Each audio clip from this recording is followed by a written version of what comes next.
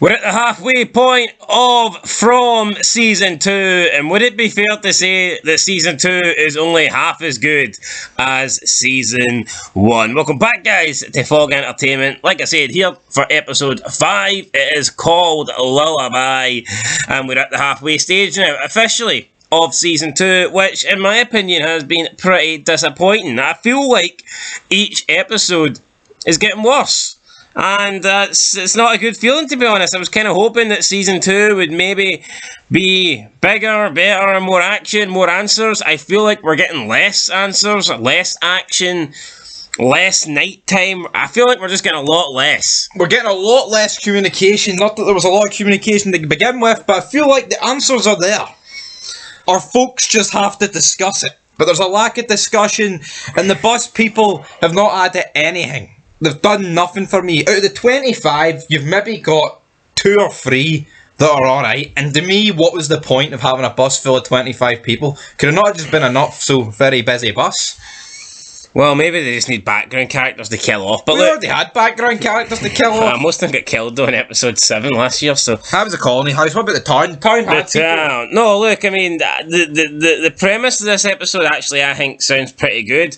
Boyd revealing, or not Boyd revealing, but people just, Kenny revealing that Sarah's back in town and that everybody that's angry with her wants to confront her. I get that, but we actually didn't get much of that this episode. I mean, we didn't really... The Matthews family spoke to Sarah for a little bit, but even then, it was more just speaking to Boyd. But then Sarah was confronting Kenny's mum, and she didn't really say much. She just gave her a box of her shit. You take box. You betrayed me. Then we had Kenny throw the box down. I was just expecting more. I thought it would have been focused more on Sarah and the reaction to her being back, but instead they took like 10 minutes of the episode to have Sarah talk to Elgin about church. And I feel like there should have been a scene where Boyd gets the community together and he explains to everybody why he's doing this. I thought there should have been a scene where people were demanding she goes in the box and Boyd's like, right, we put up for a vote, or Boyd... Fuck this shit tonight. Everyone's like rioting, saying no, she's going in the box, and Boyd maybe fucking I don't know shoots into there and goes, she ain't going in the goddamn box. So what good's it Boyd though just going to like Donna and saying, here, I want you to hear this for me? Shouldn't everybody hear it for Boyd? Now Boyd did, I mean we'll talk about it in a minute, but Boyd did say to Donna, have you got my back on this? So maybe it is going to come down to a vote. It could. But from what I gathered and from the lack of box talk, because Kenny was like, if you go near my mum again, I'll drag you to the box myself. What I got from this episode was that basically Sarah's not going in the box because Boyd said so. Yeah, that's pretty much it. If Boyd like overrules the box decision, then that's it. Also, Kenny's hand in his badge. He says, I'm not going to be your 6 anymore. But that happened in episode 4, mate. Yes, but listen. Alright, go. So why is he allowed to carry a gun?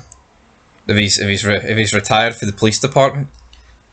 Kenny's... That's actually a good point. Well, no, I mean, maybe he's just a normal police officer. Maybe he's just not... There's only fucking 2 of them. Maybe he's not a deputy. Maybe he's like... So maybe Boyd's just watching his 12? Maybe he's like Hale and Sons, but he's been demoted to just...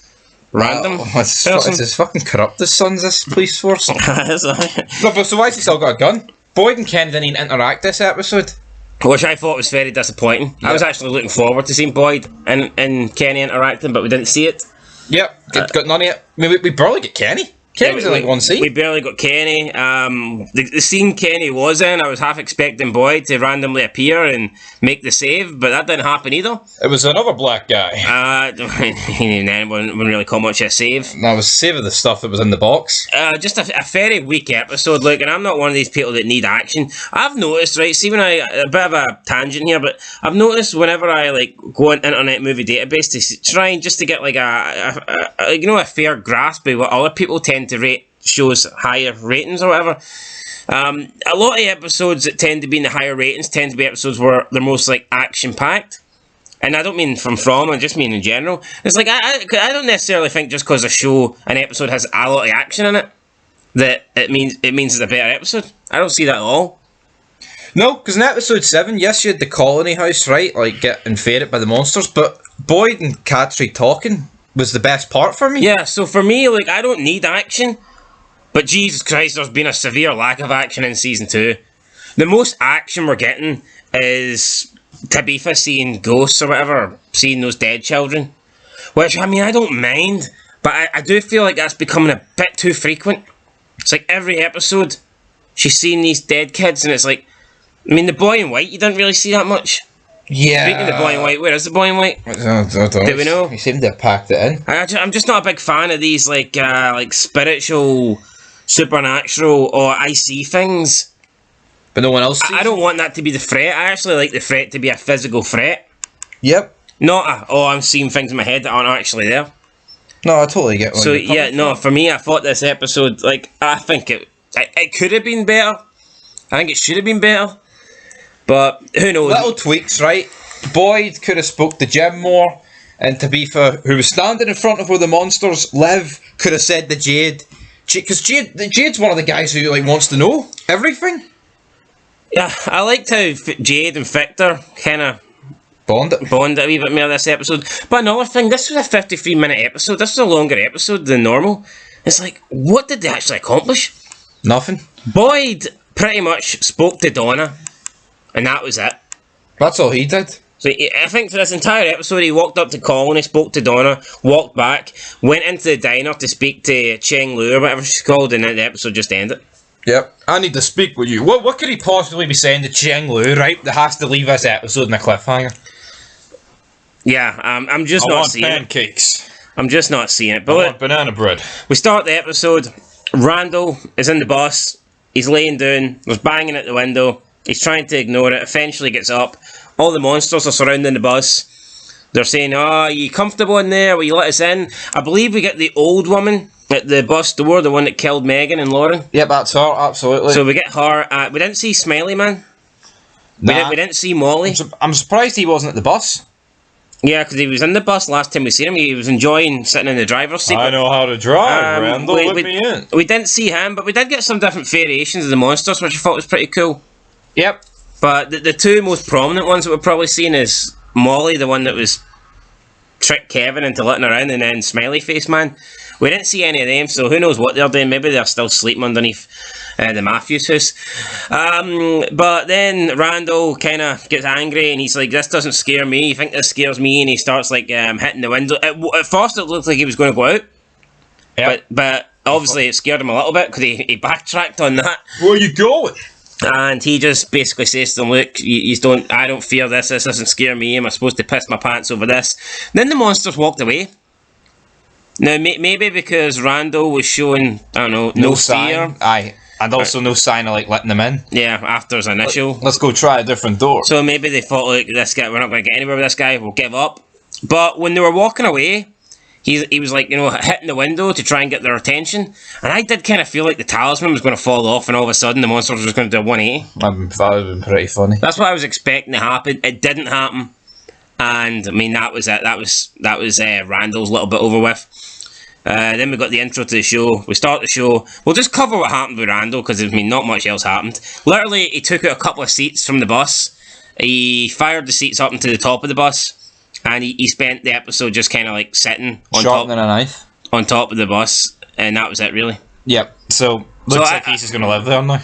Yeah, I don't know if he's king of the bus and he just wants an overview of the town. And he wants to show off, like, look at me, I'm going to sit on top of this bus all day and oversee things. Or is he intending to stay outside tonight on top of the bus? Could be. Who knows? I doubt he's going to stay out there, because they'll just climb up.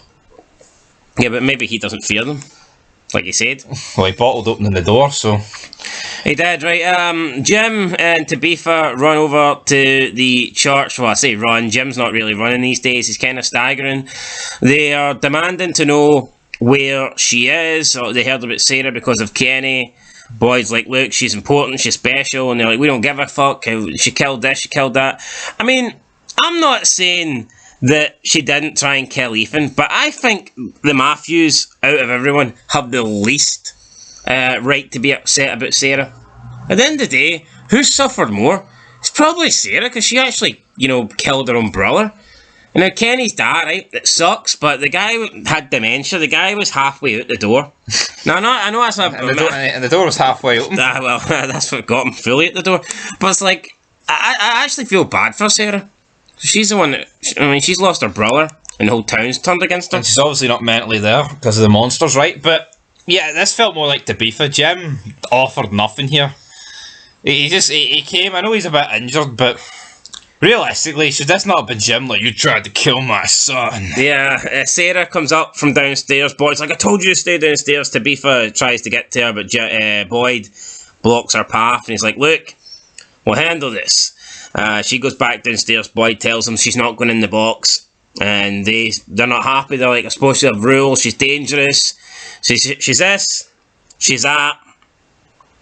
So we'll see what happens. But I mean, are we going to take it to a vote, guys? Probably not. Jim, come on, Jim. But if they're not going to take it to a vote, then why is Boyd concerned about Donna having his back? I think it's just more of like, I need someone Morale. to have my back. Maybe if you have my back, other people might come round. Aye. I mean, it could be, but You get Donna, you get all Colony House sort of ordeal, maybe. yeah, it's like I mean, who's actually living at Colony House these days? a 20 for 1 special. No, but who's living in Colony House these days?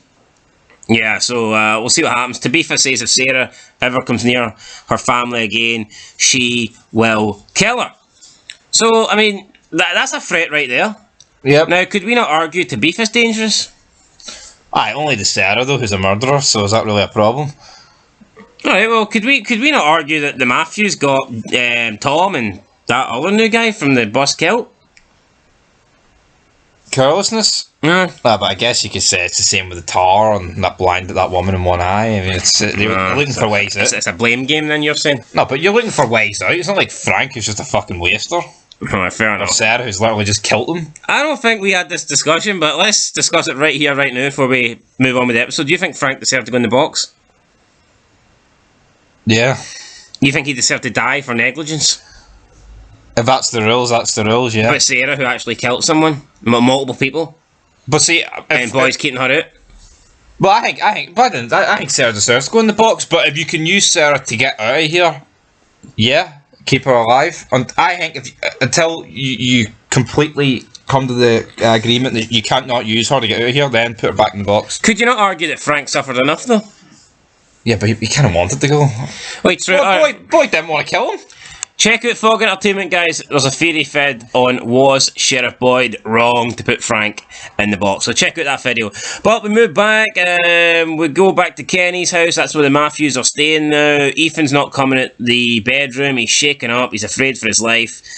He heard them over speaking that Sarah's back. Jim tries to get him out, and he's talking about the situation we were in. It's similar to the Cromanogle when. Anytime you mention the Cromanogle, Ethan just wants to play along because it's his favourite book or something like that. So, I mean, I feel like if Sara turned around and said to Ethan, I'm sorry I tried to kill you, that the Cromanogle made me do it, Ethan be like, oh, that's okay, Sara, we're best friends. It's all good, man. I feel like this kid's way too swayed by this Cromanogle book, but I mean... He's 9-year-old, though. True, 8, true. whatever age he is. Victor probably knows. Ethan eventually does come out and he says that he needs to see Sara. He wants to confront Sara to show that he's not scared. And I mean, Jim offers to go with him. Tabitha's like, I'm coming too. And Jim's like, no, look, I've got this. And it's like, well, Ethan said he's not scared. But I mean, that's because your dad's going to be by your side. Like, I mean, try going yourself. Little shite bag. In the dark dungeons of the church. Yeah. Sara, Ethan goes to see Sara and he says that you broke my trust. We all thought you were dead, yet you've been living out in the woods. Only monsters live out in the woods. You're a monster, Sara. So that's what Ethan says to Sara, then walks off all proud of himself. And I felt like it was weird. I just don't like... I think the Matthews family are unlikable. Yeah. They're all like praising him and it's like, oh, go son, you told off Sara. It's like... I mean, fuck me, come on. Because I know we're holding Ethan in this. I think Jim's a big. I think Jim. There's times I think he's good, and there's other times I just think this guy's a bit shite, isn't he? I think he's good in terms of like I think he could play a pivotal part in getting them out. But I think he's a big shite bag. It's like, see anything that goes wrong with his family, it's always Sheriff Boyd. Yeah. Fuck off, mate. Take actions into your own hands. Yeah, so up next we had Sara. She decided to leave the church and visit the house where she... Oh wait, well this was actually after Ethan spoke to her because when Ethan says, look, you're not my friend, you're a monster. But before Ethan ran into Sara, she did go to her old house. And this guy's actually a bigger shitebag than Jim. Yeah, so she goes in and there's like a shirt here that belonged to Ethan. She like lifts it up, smells it. I believe she's looking for an item that belonged to her brother Nathan. And then this guy walks in, he's like, what you doing in here? He's like, that's my shirt. Sara tries to explain, look, this is my brother's. He's like, yeah, well, I got it out of storage. And then this guy's like wife or girlfriend comes in and she's like more confrontational, and she's like basically saying to Sara, look, you freak, get out. This is not your house anymore. This is our stuff now. And she just wants the coat, and she's looking for an item. She asks if they know what it is, but they basically just tell her, look, no, and they grab the coat off her and throw it out the house. And it's like, this pissed me off, because first of all, these people must just be from the bus. Yeah, they have to be. So these people have literally just moved in. Who the fuck are they to decide and dictate who gets what and what belongs to who? Like, you literally just fucking got here, right? I think out of decency, if this shirt belongs to someone, I think you could go, oh, sorry, I didn't. Since this shirt has like a memorable like value to you, like emotional value, you can have it. Yeah, but no, hold on. See if Frank's deed, Lauren's deed, and Megan's deed, and you take Frank's shirt, no one's going to come looking for it. Right. But this guy's got Nathan's shirt, and Nathan is Sarah's brother. But Sarah's a four-time murderer, mate. Are we factoring that in? No, I'm not really factoring that in. Well, that's what they're factoring. I'm not. Well, no, forget about that. That's not the point, right? Would it really fucking have hurt him to say, oh, yeah, sorry, didn't realise this belonged to your brother? I think it would have hurt him though, because this guy was just carring. He's like, get out! I have that jacket now. It's okay to get out of my house. Well, I thought it was an extremely poor taste. I get what you're. It is bad taste, but at the same time, she's a murderer. It's like we shouldn't have to do anything to you. You shouldn't even be in this town. You should be in the box, even though they're from the bus and may not already know about the box. But all right, what if Kenny walks in and they're fucking sitting playing his dad's chessboard? Well, that's different. That's fair game. Kenny should shoot them. And they're like, oh no, this is our chessboard now. And Kenny's like, no, look, that belonged to my father. That's the only thing I have left of my father. Please give it back. Yep. And then they say to Kenny, no, get out of our house. This is ours. We picked up in storage. Do you not see a difference to Kenny and a murderer? Yeah, no, I can see the difference, but like, what would you say in that situation? If I was Kenny? Aye. I'd fucking drop kick them. Instead take the chessboard? Aye. Or would you play them first because you've never beat your dad, so you actually might win a game if you play these nobodies? Aye. Loser goes in the box. Winner gets the chessboard, loser goes in the box. Board. Alright, fair enough. But that scene did annoy me. I just didn't really like that. I just didn't like the woman. And the guy was a fucking card. Shitebag merchant. Yeah. Then we see Sara in the church, and she's, I don't know, I guess asking to be forgiven for her sins. Elgin walks in, and he doesn't know who Sara is, so he's just like inquiring who she is. It's almost like he's flirting with her because he's like, oh, you know, I haven't seen you up in Colony House, and says, I'd like you up in Colony House. I'd like to see you in this and that, and saying, oh, you'd fit in. This scene was about 8 minutes too long. You're a nice person and all this. And then Elgin speaks about how he was going to visit his grandma, and that's why he was on the bus, and he would always go and visit his grandma, and she would take him to church, even though he wasn't he wasn't like a big religious guy. He would go for like her sake, and he was basically just telling his story that we didn't really care for. And then Sara was talking about her brother and the fact that he's no longer here, and she said that they used to collect like Christmas ornaments when they were kids, because Elgin was saying he was a nerd. So Sara said, yeah, I was nerdy too when I was younger. I was a dork. And then she basically just drops to Elgin that, yeah, I killed my brother. By accident, right? And she's like... By accident. But see, the thing actually was an accident, I think. Well, of course it was. She's trying to kill someone else. So. Toby wasn't an accident. The fat woman wasn't an accident.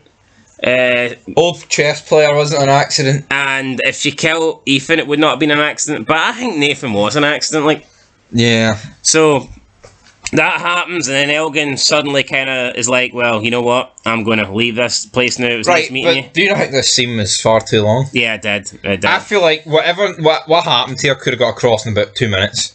Now, you could flip the coin and say we are complaining about how the bus characters suck, so they're trying to add a backstory to Elgin. But I mean, did him taking 8 minutes to explain that he is close to his grandma and that they used to go to church together, did that really get you invested in Elgin's character? No. I would be more. I'd rather he brought up, oh, I have flashbacks or whatever. I would rather 8 minutes of like Boyd and Jim talking about here. I ended up in a well and there was this guy fucking chained up. No, but let's say it has to be Elgin. I would rather have heard them talk about the silence. Just 8 minutes of crippling fucking silence. No, I would have rather them talk about the flashbacks and the seizures he had or whatever. The fact that he was sick. Yeah, I'd rather. And maybe Sara could have been like, I had a seizure. I hear voices. I hear voices crying. Because then we have two people here that seem to have a connection, maybe, but all they do really is talk about church and Christmas baubles. Didn't really do much for me. My brother Nathan made a customised Christmas bauble. So Sara then we'll just cover all the Sara stuff here. Sara then goes to the diner. She reluctantly, after a while, goes in. Tang Cheng is there. Tang Cheng's like, I know what you're here for. I know what you're here for. Me give you a war job, and you put hate in my heart. You take from me. I give you. You take from me. Obviously referring to the fact that she, got her husband killed. And by the way, she looks a lot younger than her husband. I think. Look, maybe they're playing on the dementia. But then again, I'm pretty sure Asians can be like that. No. I don't know, mate. You're just assuming a lot for an entire fucking continent, aren't you?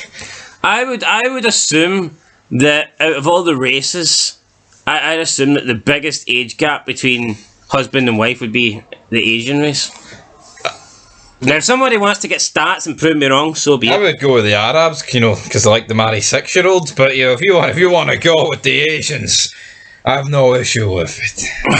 What continent is these Arabs in, by the way? Yeah, but you're on about Asians as that's not bad, but what like Orientals. Moving on. So then she gives her the box, and Sara takes the box, and Tang Jen says, never come here again. And Sara doesn't even really apologise, doesn't she not? I mean, she is sorry, but it's like, she doesn't even want to hear it, so like, what's the point, really? Exactly. So she leaves. Get out! Get the fuck out! And does that mean Sarah's not getting any more pancakes? Probably. Pancakes are done. She leaves. Kenny sees her leaving. Kenny's like, oh, hell no. He comes over, he grabs the box, throws the box on the floor. He's pissed off that she was in there talking to his mum.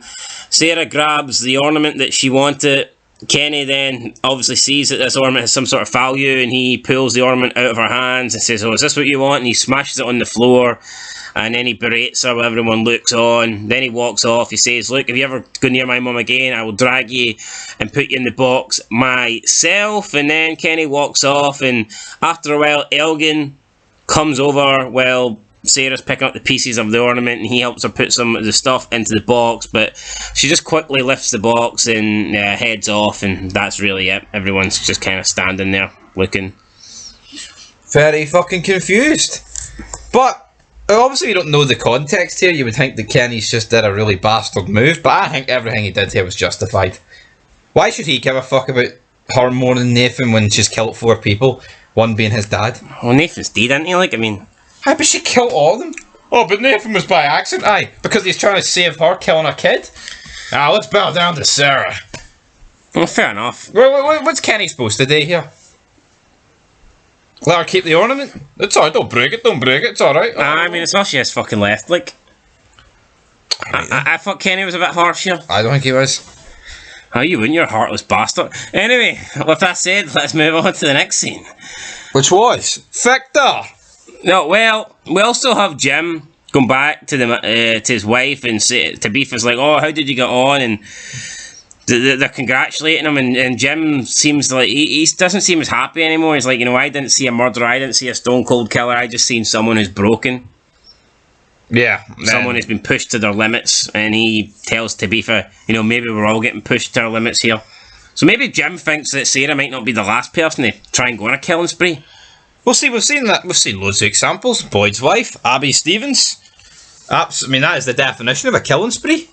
Boyd knows all too well about this, and you know what? When Boyd goes to speak to Donna, she kind of refers to that. True. Obviously, I know she's going for the fact more, you should have been there more for your wife, so maybe that's why he's kind of there for Sara. But I think it's more of a I need the fuck out of here, and Sarah's the key, the gatekeeper. Could be. And he wants to get Ellis out of here. Ellis, who I did not see in this Him and episode. Fatima were not in this episode. Didn't see any colony people really, apart from Donna. Nope. Yep. Even when Boyd went to the colony house. Well, it was just... Didn't see any colony people. Nope. Victor was in the episode, though. Didn't see the bus driver. Nope. Just a lot of people went AWOL. A lot of people don't really give a shit about, to be honest. Couldn't give a fuck about the bus driver. Yeah, so we get Victor and Jade. Victor comes to the house and he says, here, I got angry, I didn't mean it. Victor's like, I don't like people touch my stuff. And then Victor gets told to fuck off by Jade, really, who's not really interested. But Victor then gets brought back by Jade, and Victor has some sort of deal where if Jade plays the violin for him, Twinkle Twinkle Star, then he will tell him about the guy on the guy in the drawing and the symbols and the shapes. So they go out. Victor says no, you can't play it here. We have to go somewhere. So Victor takes him to like this isolated part where he's like parked all the cars. He said he was sick of looking at the cars, so he brought them out here. And then he sits on top of this one particular car. It turns out to be his mother's car. Victor explains that his mom used to play the violin for him and tell him that, he wouldn't have to be scared when he heard the song, the Twinkle Star song on top of the car. He'd protect him from the monsters. So Victor... He must have been waiting a long time for this song. Victor asks, does he know it? Jade's like, yeah, I know it. So Jade plays it while Victor is like sitting on top of the car, which I thought was a little bit weird. But anyway, Jade plays the song, he finishes the song, it makes Victor happy, he's in like a peaceful kind of rest, and he's just sitting there like meditating almost, listening to the song, and I guess it reminds him of his mother. So, it's a pretty nice scene for Victor, and you can see that he's getting emotional as well, so he's like getting tearful. Now, I'm assuming his mother died here somewhere, will we find out? When it zoomed in on his face and it showed you him like getting a bit teary, I thought we were going to go into some sort of flashback here to show what happened to his mother, but it didn't happen. No, it didn't. I thought we were going to get young Victor with his lunchbox surviving and seeing everyone get massacred that night, but will that happen at a later date? I hope so. I'd like to see more about Victor. Well, I don't think we're going to see that, because Victor was trapped away, so how would he see everyone getting massacred? No, I mean, can we not see everyone getting massacred? Well, true, yeah, that could possibly Obviously, happen. Victor was trapped away, but I'd like to see it. Then when it comes to Victor's turn to keep his promise to reveal more about the symbols, he grows scared and he basically doesn't speak about it. He says he doesn't want to speak about it. So it's clear that he's genuinely afraid about what's going to happen, whatever the mystery is, and he doesn't tell us what the mystery is. So we're left here, again, looking for more answers, because the show's been doing that to us a lot lately. It's been giving us less and less. However, Victor does mention that the man in the picture, the photograph, was called Christopher. Now, what the hell does that tell us? I mean, what his name's Christopher. I don't really get it. Now, apparently he was a popular man in this town, and he said that once Christopher started to see his symbols, he became a very changed man, even possibly turned violent too. One night, Victor's mother had to ask the boy to hide somewhere where Christopher could not find him. So I guess this Christopher guy was coming after Victor. So it turns out Victor was hiding from Christopher that night, and then when Victor woke up, everyone was dead. Everyone was massacred. So I'm assuming that if Christopher was turning violent or turning evil because he's seen these signs, is it possible that the same could happen to Jade? It could happen to Jade. We've seen with Sara, though, like she heard voices. Maybe Christopher saw the symbols, heard voices, and maybe he just went down a very similar path to Sara. And maybe Jade, could he go down that path? Well, he's been drinking a lot lately. He has been. He's seen last season Civil War guys. Even in this episode, he saw this Christopher guy at his door with a book. But I don't know. I feel like it would almost ruin the Jade character. I don't think we need him going this crazy killer guy. I like him as the sarcastic bastard. Yeah, I mean, if you want, I think if you want to do that with a different character. Aye, someone who needs it. I wouldn't do it with Jade. He's like, there's not many people in this show that are actually like genuinely funny. You've got him, Boyd, maybe if Donna's alright, but Father Christie. He's dead. But if you take away Jade, I think you're taking a lot of this show away. Taking a lot of the humour away, so hopefully that doesn't happen. I mean, if they wanted someone to go violent, if they wanted a character to start turning dark, I think there's just Could have gave it to somebody else, really, couldn't they? But whatever. They could have. Tabifa's up next. She goes out to the forest, the woods, puts up the little Jenga. What do you call that, man? The Jenga? Rocks. It's not really rocks, though. Rocks are rocks, not big, long triangle, rectangular things. She goes out, she summons them. I'm here. You want to come out and play?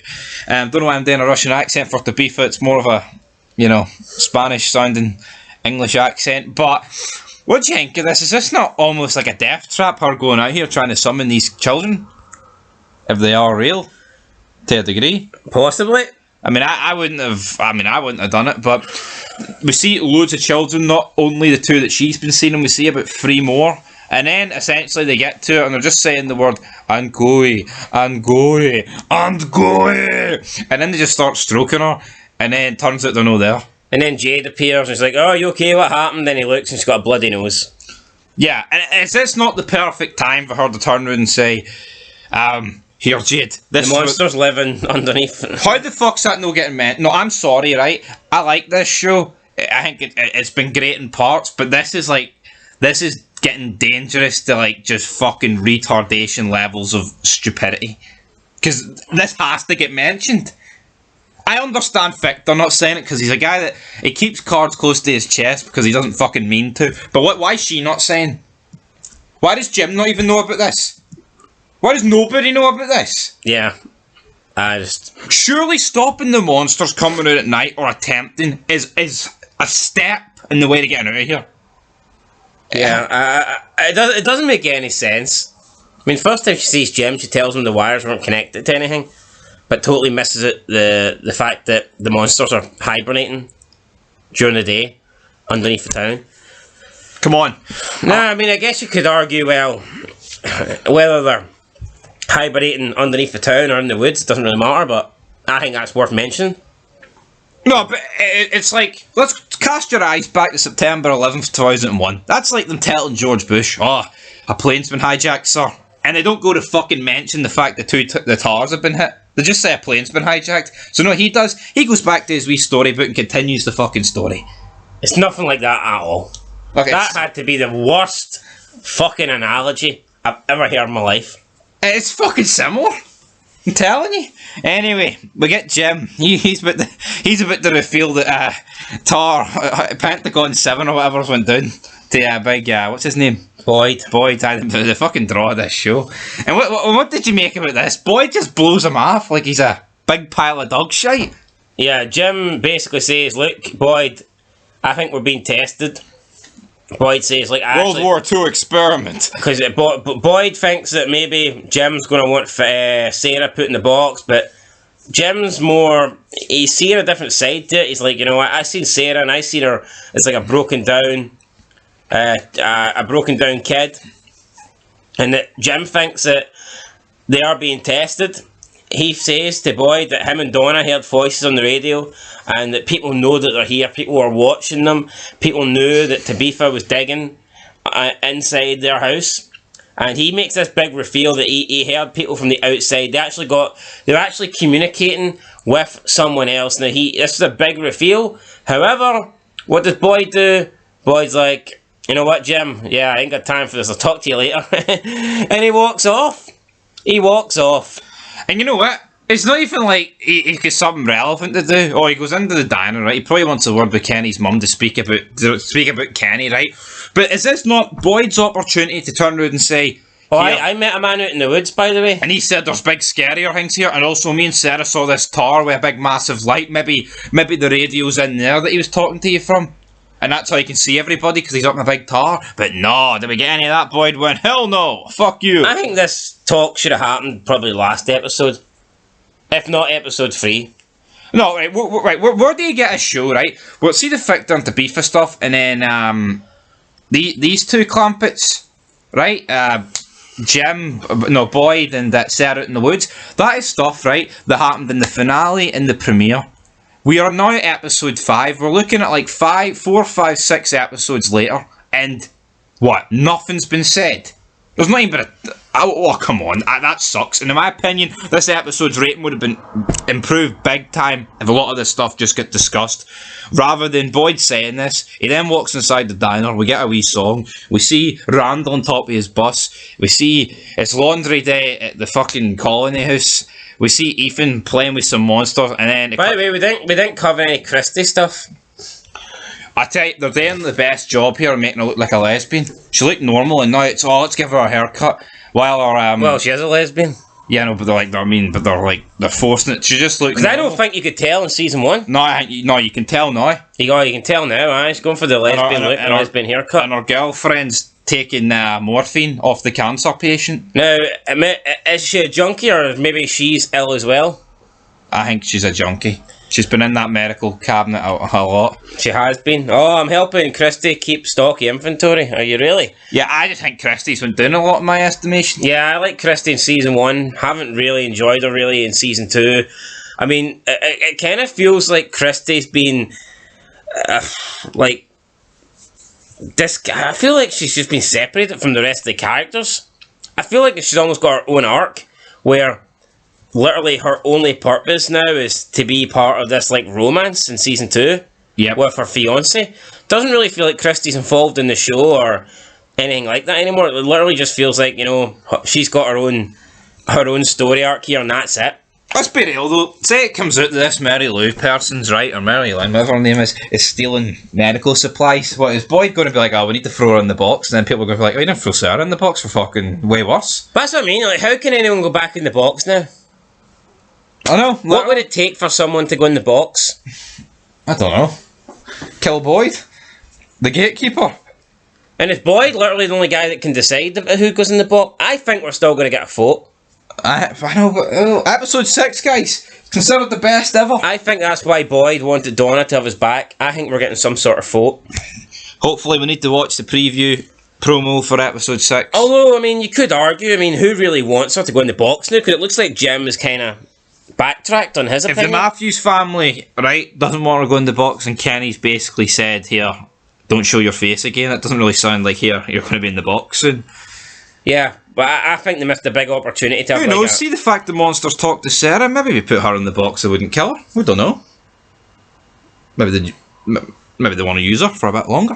Who knows? Maybe, but we have to rate this episode. I'm giving it a 4 out of 10. I'm giving it a 4, because you know what? It's getting to a point now where if these things aren't revealed, it's going to hinder the rating big time. I'm beginning to lose a wee bit of interest, so hopefully next time out, season 2, episode 6... Come on, Harold, see, instead of liking our tweets, fucking sort the script out. Sort the script out. Anyway, some people have said that episode 6 is the best episode of the entire series. Who's these people? The actors? People that are claiming they've fucking got scripts and people that are claiming like the backstage, like I don't know, directors and stuff. Fair enough. Anyway, that's it. Catch you in the next one, guys. Make sure you leave a like, subscribe, and peace.